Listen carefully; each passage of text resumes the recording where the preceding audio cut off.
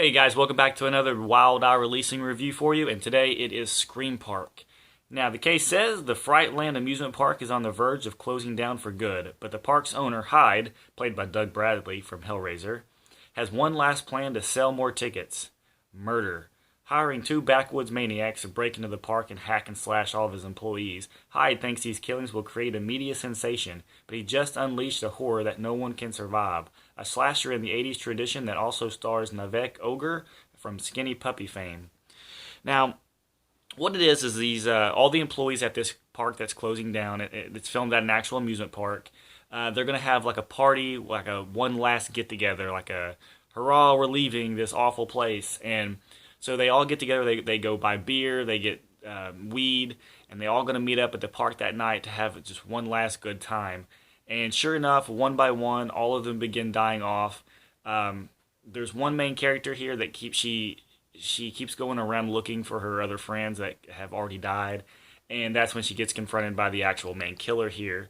And she basically spends the entire rest of the movie running from the killer, trying to defend herself off. Now, there's basically three killers in the movie.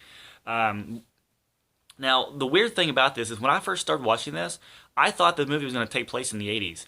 They have a car that takes place there that was from the 80s. When they start playing music, they bring out a boombox and set the boombox down with like a cassette player and all that stuff. And just like the way they were dressed, the clothes were all like it all looked like the 80s. And then somebody pulls out a cell phone halfway through the movie, and I was so confused. I Half the movie I thought it took place in the 80s, and then all of a sudden it was modern time, and it just really confused me. When I first saw this, I've seen this twice now, but when I first saw this, I didn't care for it too much, and I can't really explain why. For some reason, I just didn't like it. It felt like the movie was too long, I think, and if it would have been shortened down, it would have been a lot better because the pacing was a little off. I kept finding myself being a little bit bored by it.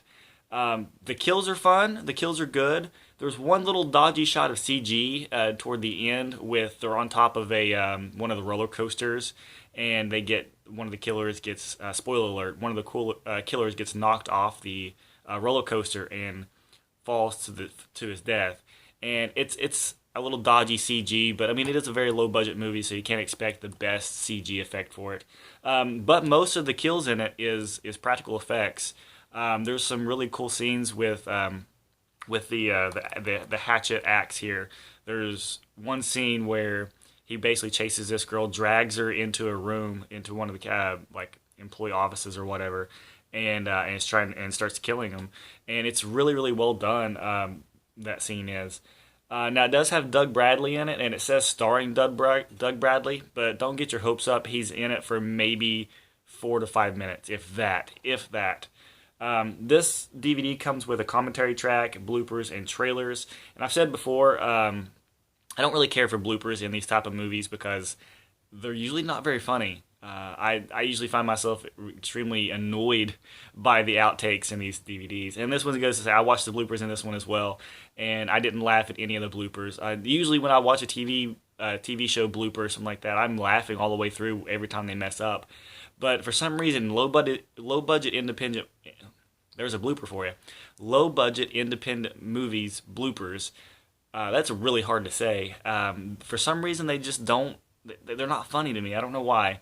But maybe if I really really liked the movie or something, maybe then that would be funny. But anyways, the movie is definitely well worth watching. It. I know it had like it was either Indiegogo or Kickstarter. I think it might have been Kickstarter, and it got its goal and it ended up being made solely on the Kickstarter production or win or whatever you want to call it campaign, and that's the reason this movie got made. Definitely feels like an 80s movie until, like I said, you get to that halfway point, and then it feels modern. It really confused me the first time I watched it, but I did like it the second time a lot more. I think I knew what was coming. I knew the killers, what the killers were planning on doing. It all took place inside the amusement park, which that's definitely cool. If you like movies that have like amusement park or carnivals or anything, you're definitely gonna want to check this out because that's all this movie is. It's filmed at an old amusement park. I think the actual amusement park was closing down or already closed down, and they got permission to film there. And it's really really cool. So you guys definitely check this out if you like amusement park carnival type movies, horror movies, that is. Scream Park, I know that they are making a sequel, Return to Scream Park, supposed to be made in 2016. I don't know if it's going to be released this year or not, but it's possible to be released in 2017. But they are making a sequel to it, so definitely be on the lookout for that one.